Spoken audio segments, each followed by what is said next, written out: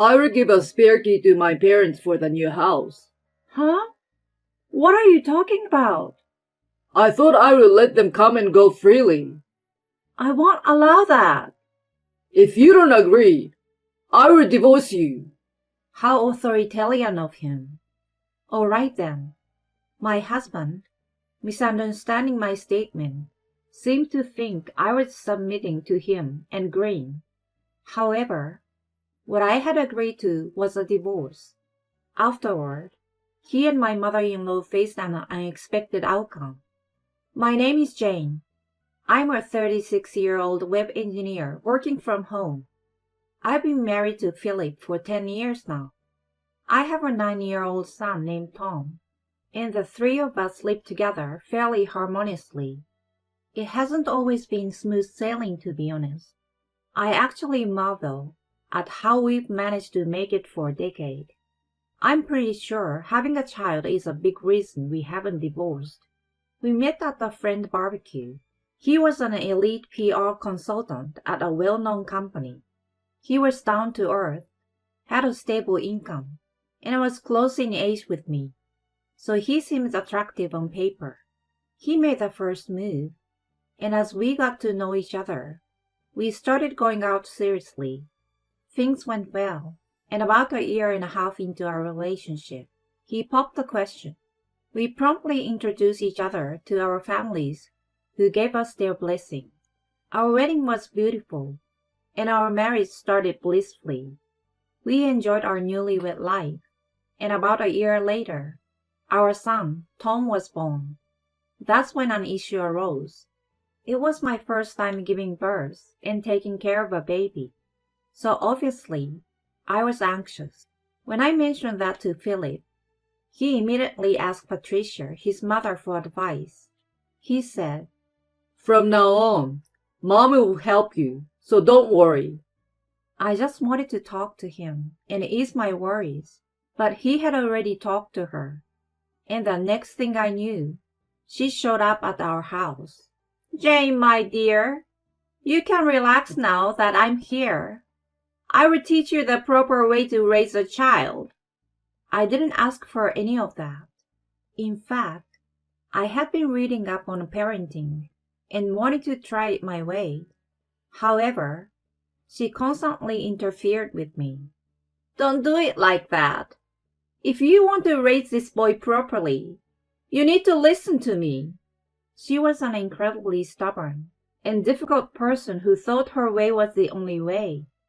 If I didn't do things exactly as she wanted, she got furious. She came over almost every day. Her showing up was already stressful, but on top of that, I had to prepare lunch and had to make sure there were snacks for her. It all added to the expense. Plus, she used my kitchen and ate food without asking, which bothered me enormously. Not only that, Philip had given her a spare key without my knowledge, so she just walked into our home unexpectedly. The first time it happened, she scared me so much that I almost had a heart attack. And so, during the early years of our marriage, I was exasperated tremendously by her. Of course, I did talk to Philip about it. Hey, about your mom. When I began, he had a proud look on his face and said, Having her around is a good thing, right? I was amazed by his cluelessness and told him clearly. On the contrary, she has been causing a lot of trouble. No way. She acts like she's always right, doesn't listen to what I want, and eats a lot. I have to keep an unlimited flow of snacks in stock. He seemed annoyed. What's the problem? She's taking the trouble to come and help you, but you're complaining. She raised me, so her parents' method can't be wrong. Of course, we have to treat her well because she's doing us a favor. Otherwise, we should be paying her money. Nah, it's not about the money, but it's your ungratefulness. You need to change the rotten attitude. I will tell her to be stricter with you. What the? Instead of listening to me, he made the situation even more complicated. Patricia received various reports from him and became stricter with me from the next day on. It felt less like guidance and more like bullying. She complained about everything, constantly berating me. You are so inept. I'm worried about Tom's future with your genes. Why did she have to say such things? Her snide remarks were always harsh, and it was taking a toll on my mental health. I thought I would need to consider divorce if things continued the same. While I was being tormented, Philip was asked to transfer to another branch in another state. My boss says it'd be better for my career to move, but I really want to stay here. I quickly mentioned that I wanted to move too. But we have mom's support now. Oh, but we'll be fine. I'm thinking about returning to work too. If you say so, then let's take the chance. I was overjoyed with the opportunity of his transfer. The stroke of luck must have been a gift from the heavens. Fortunately, I could work from home, so the location didn't matter. I could easily follow him anywhere. So, we decided on the move. It would be too far to come over and give you guidance, Patricia lamented. But secretly, I celebrated. I had no doubt that my life would be much more peaceful without her constant presence. I looked forward to finally having normal days with my family of 3. The new life in a new place was more comfortable than I had expected. Just not having Patricia around during the day made a huge difference. After dropping off Tom at daycare, I could focus on my work at home during the day, prepare dinner, and have everything ready before picking him up. I had complete control over my schedule. It was truly fantastic. I also had more quality time to spend with Tom. We strolled in the park, went shopping, and enjoyed being just the 2 of us. By the time Philip came home, dinner was ready, and we could enjoy a happy meal together. It was the family time I had always wanted. I felt so much lighter compared to the days when Patricia constantly interfered with my household chores. I dreamed of staying like that forever. My wish seems to be granted as there was no talk of being transferred again as I anticipated. We spent about 6 years living there. Tom turned 8 and started taking swimming lessons. Watching him diligently learn to swim made him look so cool that I couldn't help but be a proud parent. He grew up to be a well-behaved and caring boy surrounded by plenty of friends. However, just when he was enjoying his school life, Philip's transfer was announced. He was going back to the original office. I had a slight feeling of dread, because it meant Patricia would be nearby again. Both my son and I had no choice but to go with him. Tom was reluctant to leave his friends, and we had a tearful goodbye party. Then, after 6 years, we returned to the vicinity of Patricia. We rented an apartment for the time being. My son, being open and friendly, quickly made new friends, which put my mind at ease. My biggest concern was Patricia's presence. I was sure she would visit us just like she used to. As I was dreading, she showed up on a weekend. Oh my God! It's been a while.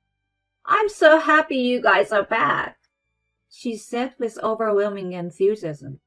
I couldn't help but wonder if her joy was solely because we had returned. Perhaps it was because she could bully me again. It left me feeling very depressed. As expected, she started visiting during the weekdays soon after. Patricia, you're here again. Oh, is that a problem?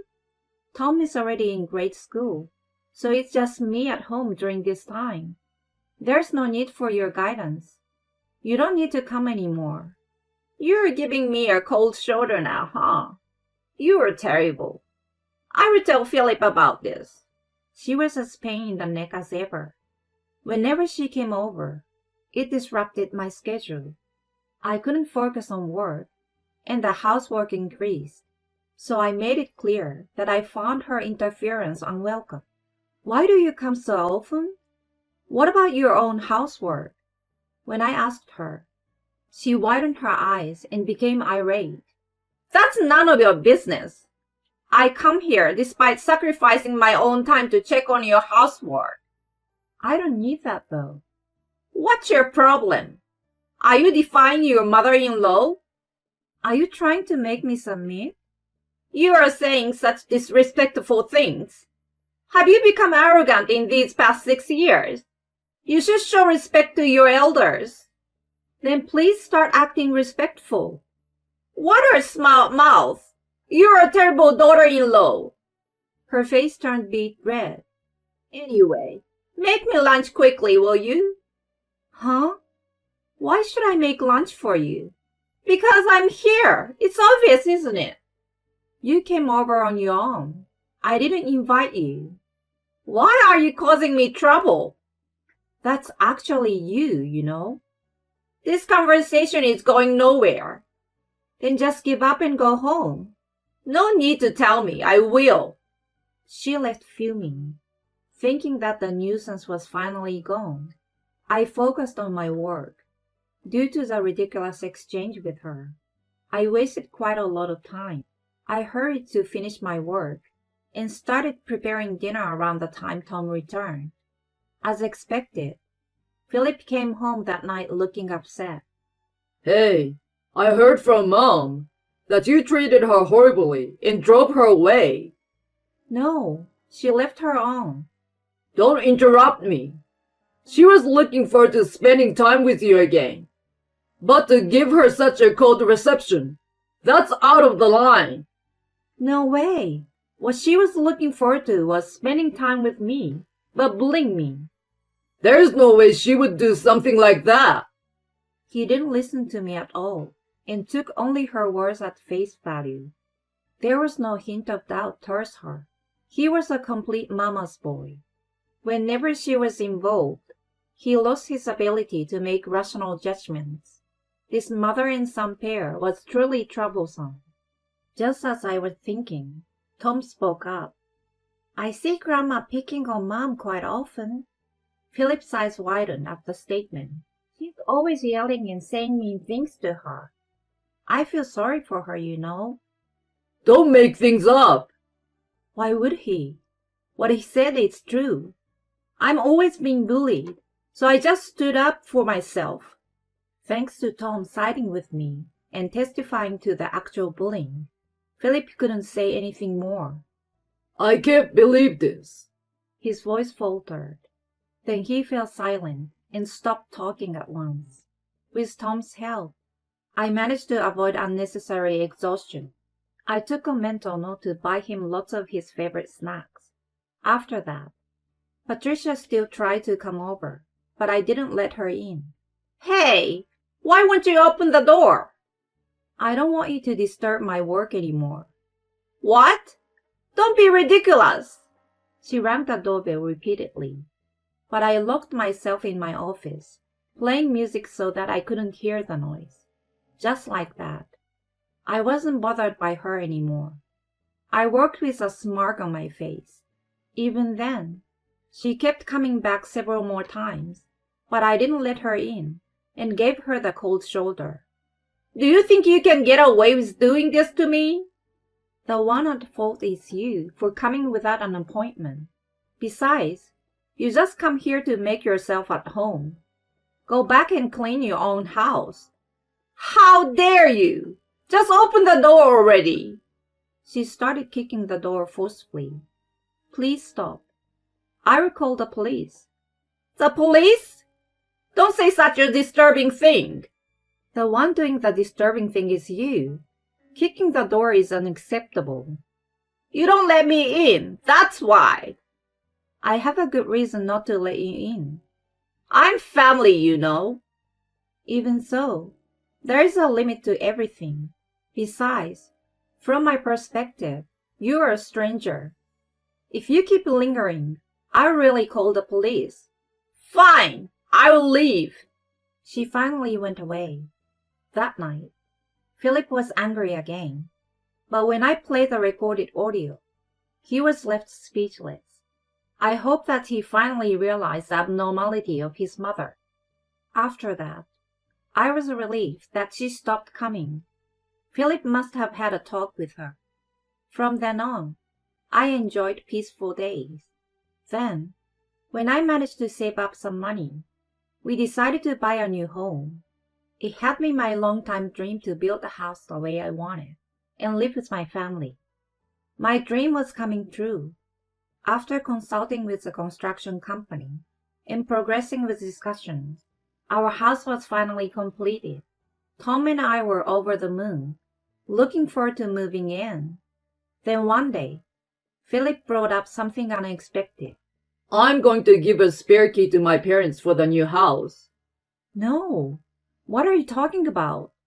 I want them to come and go freely. Mom seems to be really reflecting on her behavior. I think it's better for all of us to get along. I won't allow that. What? Have I not explained to you what I have been through so far? After all that, it's out of the question to give them a spare key. If you're against it, we should get a divorce. His face turned bright red and slammed the table. How authoritarian of him. I had never seen him like that before. But in an instant, my love for him waned. All right then, misinterpreting what I meant by that. He seemed to think I had submitted to him, and he grinned. As long as you understand. So let's proceed in that direction then. With a smug expression on his face, he thought he had won. But what I had agreed to was divorce from him. Afterward, he and Patricia faced an unexpected outcome. I discreetly started packing my belongings bit by bit and sent them to my parents' house. Then, I moved out earlier than the scheduled moving day and arranged for the movers to come there. After all my belongings were transported to the new home, I unpacked with the help of my parents. That's when I received a call from Philip. Hello? Hey, what the heck is going on? Why are Tom and your stuff gone?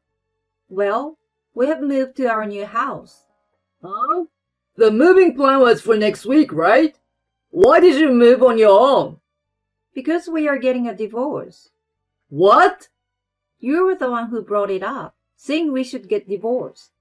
Wait, you meant... Yes, I meant all right with divorce. Don't mess with me. I won't accept it. He hung up the phone. About half an hour later, I heard the sound of someone trying to open the front door. I knew it was Philip and Patricia. I opened the door with the chain still on. Hey, why won't the door open? What have you done to this house? They were making a commotion. You seem to misunderstand, but this is my house. Huh? She let out a startled voice. You didn't know, huh? I purchased this house with my salary, so it's in my name as well. Changing the locks is my prerogative, isn't it? Is this a joke? Philip, tell me it's a joke. This is your house, right? He lowered his head when she demanded his answer. I can't believe it's true. She was devastated as she learned the truth. It was too much of a shock that she slumped right there.